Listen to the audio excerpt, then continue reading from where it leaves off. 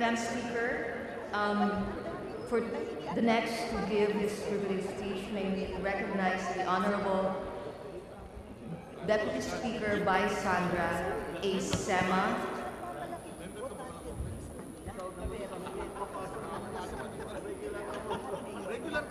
For her privilege speech. So I move, Madam Speaker. Any objection? Hearing none, my power colleague, the Deputy Speaker by Sandra Sema is recognized to deliver her privilege speech. Thank you, Madam Speaker. Honorable colleagues, good afternoon. Assalamu alaikum. As the Deputy Speaker representing the Autonomous Region in Muslim Mindanao, or ARMM, this representation would like to express the full support of the Bangsamoro people in the peace efforts being undertaken by our President, President Rodrigo Roa Duterte. We know that it is not easy to be the President, as while there are many members of Congress, both in the Senate and in the House of Representatives, there are many members in the judiciary, both in the Supreme Court and the lower courts created by law. We only have one President, who is our Chief Executive and our Head of State. And we in Mindanao have to pin our hopes in the first Mindanaoan President we ever have. The war-torn Mindanaoans are now saying, this may be our last hope to peace. We witness the roller coaster direction of our peace process.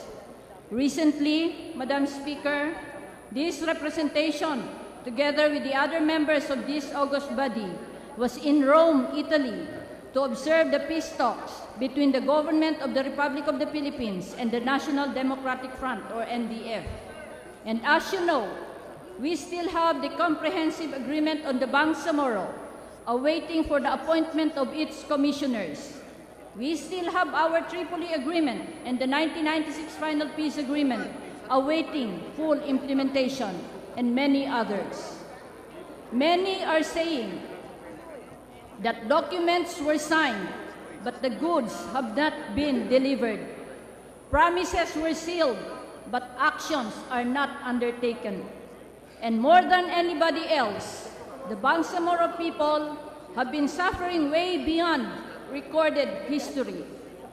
This has indeed been a long and bumpy road to peace. But we must not grow tired. Peace is the only battle worth fighting. For peace is not a distant goal that we seek, but the means by which we arrive at that goal. The best things in life cannot be forced. For according to Albert Einstein, peace cannot be kept by force, but can only be achieved by understanding. Madam Speaker, we must keep on talking and listening, even listening to our perceived enemies. For if we want to make peace, we don't talk to our friends, but we talk to our enemies to make them our friends. The more we sweat in peace, the less we bleed in war. But of course, things may have their limitations, and nonetheless, we repose our trust in the President. He makes a balancing act in the interplay of interest in this multifaceted nation.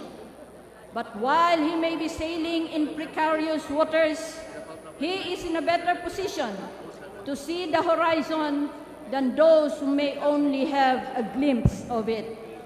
And in order for him to stand firmly, we must provide him with the necessary support so that he can properly direct our way. As for the Bangsamoro people, Madam Speaker, we are banking on the sincerity of our Mindanaoan President, in whose veins runs the blood of a Moro.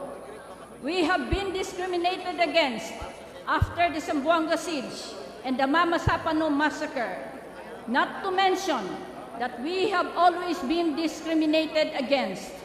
The road to peace may be bumpy and thorny, but we know that the President feels our pains and has witnessed our sufferings. We understand that some sectors have the habit of putting us always in bad light.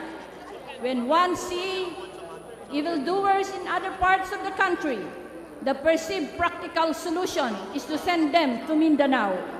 We have always been a recipient of bad eggs, bad policemen, bad military, bad government employees.